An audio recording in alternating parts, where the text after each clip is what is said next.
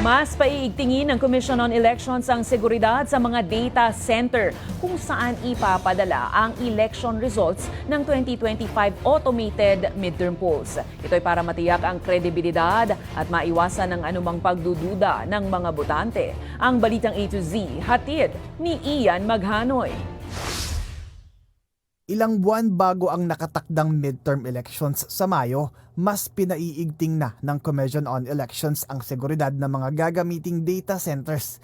Ininspeksyon ni COMELEC Chairman George Garcia ngayong Martes ang ikatlong data center sa Sucat, Parañaque City bilang paghahanda sa halalan. Pagdating ng araw na eleksyon o ilang araw bago eleksyon, dyan po papasok yung paghihigpit ng COMELEC lalo na sa issue ng security.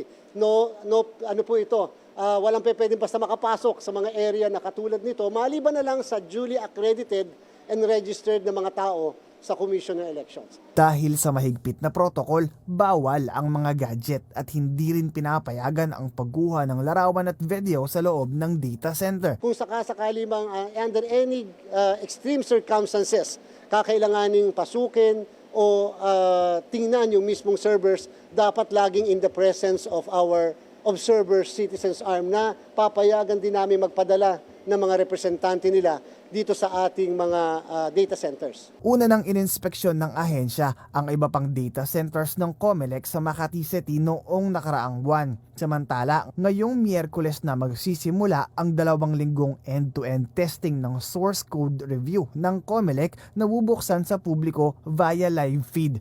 Imbitado ang mga poll monitoring groups tulad ng NAMFREL, Lente at PPCRV bilang mga observer ng halalan. Sa gitna nito, hinimok ni Garcia ang mga kandidato na irehistro ang kanilang social media accounts bilang bahagi ng kasunduan ng COMELEC at social media platforms kasama ang TikTok, Meta at Google. Kung talagang walang balak na manggulang yung mga kandidato o walang balak na mag-commit ng unethical standards or ethical violations or moral man lang, sana iparehistro sana yung kanilang mga social media accounts. Sapagkat napaka-importante yon upang mamonitor namin yung kanilang mga kinikilos, yung kanilang mga nilalagay, pati na rin yung kanilang mga paggastos kung meron man. Ngayong Miyerkules din iaanunsyo ng COMELEC sa website nito ang opisyal na listahan ng mga party list nominees na naghain ng kandidatura noong October 1 hanggang 8. Para sa Balitang A to Z, Ian Maghanoy.